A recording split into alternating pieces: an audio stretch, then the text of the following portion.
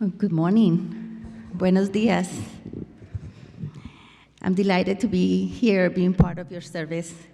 But I have to admit that I had the normal jitters as I was arriving here to your church. And when I read the first phrase on the concrete there, we affirm that love is the doctrine of this church. That was very beautiful, and it's what I needed. And then just experiencing how welcoming you are made me very vulnerable, actually.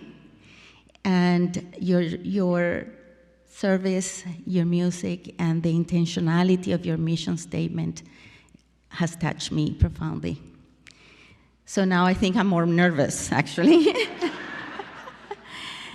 So I was asked to share my story to go with today's theme of immigration, and I wasn't sure that my narrative was the right topic for today. But then I started to reflect on how my story, my journey, especially during my college years, has shaped in a significant way how I approach the work I do today as president at Porterville College. So allow me to tell you my story. I was born in Colombia, South America, and I immigrated to the US, actually to Fresno, when I was 23 years old. The primary reason for leaving my country was to escape the violence and the lack of opportunities in the late 80s. The second one was to join my parents, who had immigrated and trickled in years before me. And although I was very sad to leave my extended family, my friends behind, I was excited to come to America. I knew that I was living the dream of many, and I knew I was very lucky to be here. But I realized very quickly that starting a new life in the USA was not going to be easy.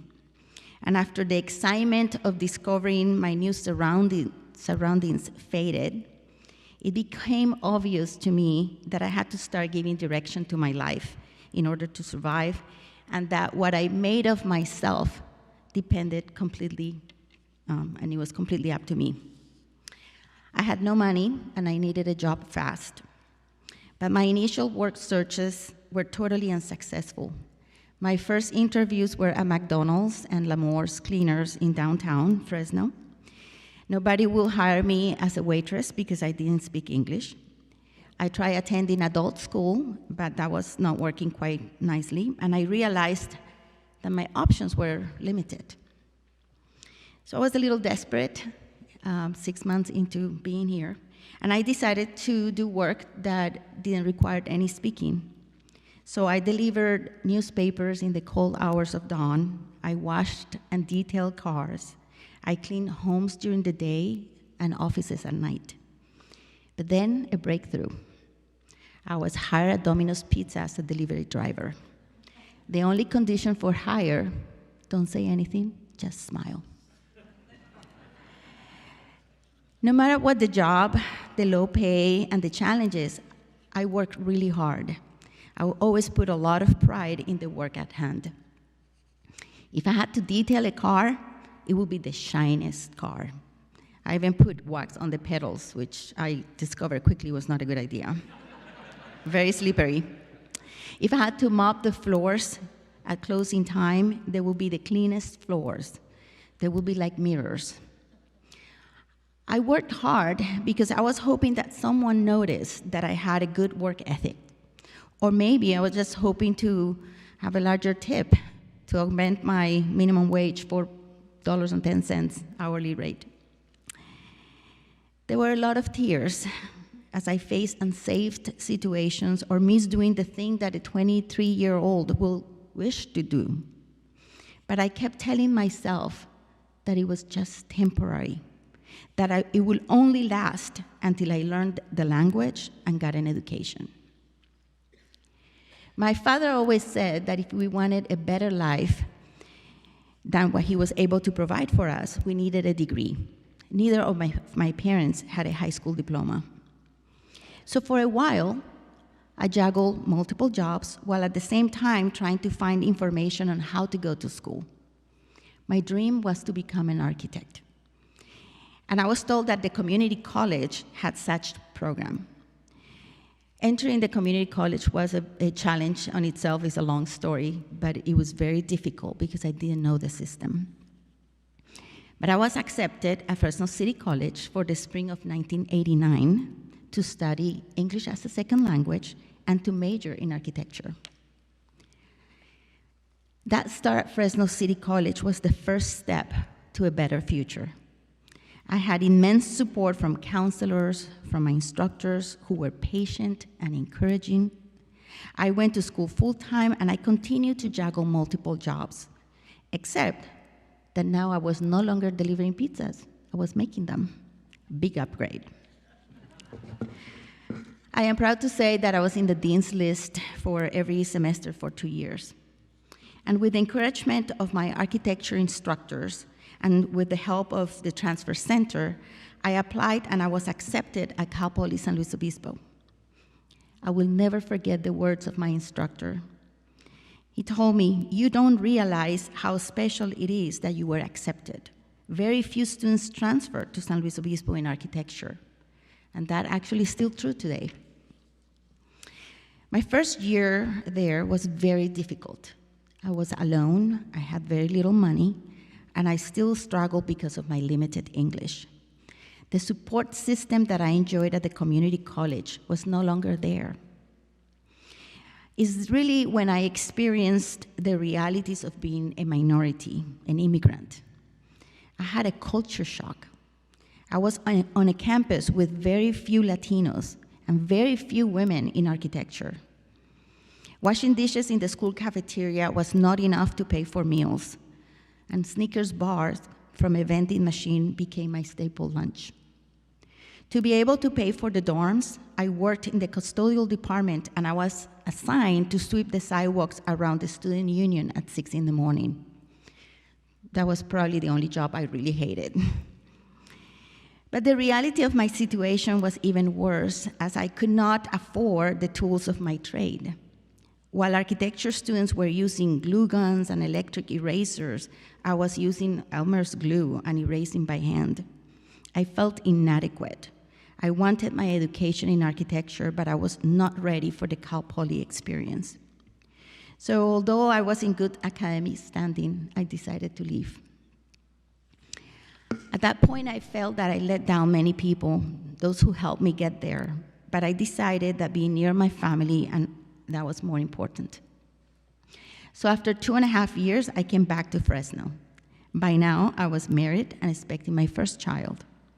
However, the dream of pursuing an education was my top priority, and I was afraid that it would never happen if I didn't press forward. So I enrolled at Fresno State in the interior design program, took between 18 and 24 units per semester, and finally graduated Student of the Year in 1995. Thank you. At that point, my first baby was 18 months when I graduated. And I was a little bit of a stranger to him because I spent so much time studying on long nights and weekends that he barely gave me his hands and he barely called me mom at that point. He's now 30 and we're doing great, so no worries. I was hired a week after graduation in my first professional job as a designer, and I worked for that company for 9 years. I kept improving my English, and I received much help from the people who appreciated my accent, and I had new mentors as well. In the last of those 3 years, I had the pleasure of having Fresno City College as one of my clients. I was feeling successful as a designer. I had a good career, and I was reconnecting with the people who had made a difference in my life years prior. And as luck would have it, an opportunity to work at the college became available, and I was hired as a full-time instructor in the Applied Technology Division in 2002. I was the first full-time woman hired in that division. Now, teaching has been one of the most rewarding experiences in my professional life. Connecting with my students and seeing their struggles The struggles they face helped me evaluate and understand my own experience. I could relate to their plight. Being in education and curious to learn more, I decided to pursue a master's degree. It was a scary thought at that time. With a full-time job and now 2 young sons, I knew it would be hard on the family. But with hard work and my husband's and son's encouragement, I obtained a master's in instructional design in 2004. 4 years later, the curiosity and the drive to learn hit me again. And with the encouragement of my mentors, I set the biggest personal challenge yet. I decided to pursue a doctorate degree in education and leadership. My dissertation was about Latina community college presidents. I was inspired by their stories, and I learned about the challenges they face as they develop their own careers. As I walked across the stage to receive my doctorate, I could not contain my tears. The memories of the hard years were replaced by the joy of achieving something I never thought possible. That degree was for my parents, who never had that opportunity. That degree was for my husband and my sons, who sacrificed a lot for me. My husband is there. That degree was for all the women who, like me, are still struggling to break the glass ceiling and who are juggling family, career, and dreams of a better future. The combination of my studies, my observation of the educational system, and the persistent barriers faced by students motivated me to move into administrator roles. I was in search of solutions, of change that could dramatically affect the outcome of students. This commitment became a personal goal, and I knew that going to administration was a way to affect change.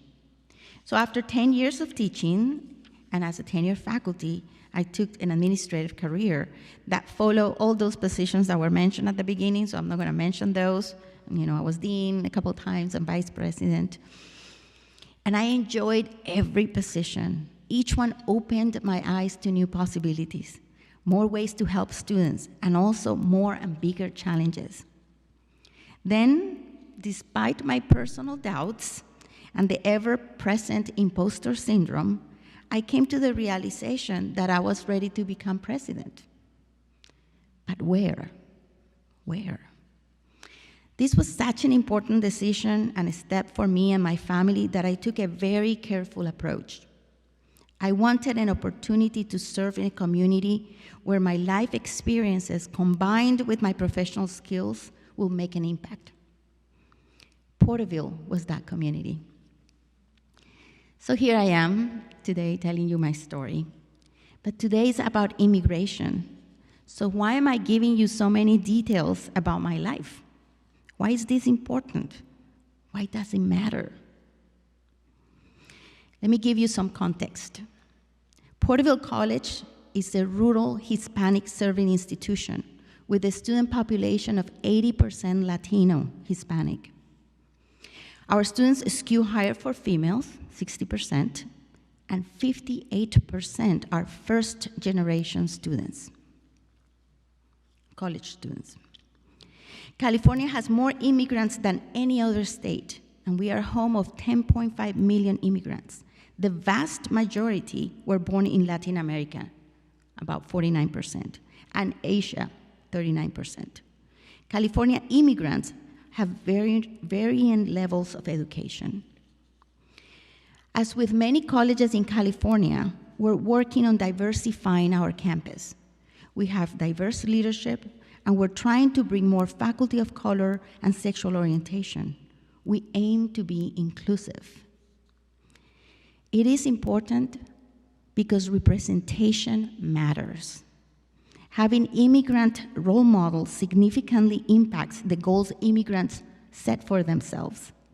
And we, immigrants, and in particular women, understand the privilege of being in these roles, and we carry out our duties in a visible way for our students. But doing so comes with a lot of challenges, and we face them often, such as having to constantly prove our worth, our experience, and our ability to make decisions. In addition, as you know, Immigrants are such a key part of the entrepreneurial spirit in America. Immigration has been at the root of this country since the beginning, and we need to hold to that and encourage it. Many immigrants start their own businesses. Many others work in difficult industries. As it was mentioned earlier, in the Central Valley, immigrants are part of the backbone of this economy, especially the agriculture industry. Lately, we all have seen pictures of farm workers working at knee-high water and under storm, cutting crops of celery, strawberries, and oranges. These immigrants have been heavily impacted by the storms and previously by the pandemic. And yet, they don't have health insurance or disaster insurance, and they're the most vulnerable in our society. So I take this opportunity to highlight this concern because I know that your community cares a lot about issues of social justice. It's in the fabric of your service today. My immigration story is a success story. I reached my American dream, or my California dream. But my conditions were more favorable than the conditions of many who are escaping far worse and have much less. Please continue to advocate for immigration reform. The DACA policies, deferred action for childhood arrivals, they need to be permanent, so work permits are permanent and not subject to renewals. I am glad that over the years, access to higher education has expanded to undocumented immigrants, but we need to support additional reforms so immigrants have a chance to affordable education and a path to their American dream.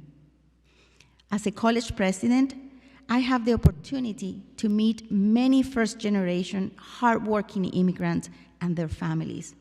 They're constantly facing hardship and despair. I see it every day. They dream of a bright future for their families and an opportunity for socioeconomic upper mobility. My job is to give them hope. Thank you.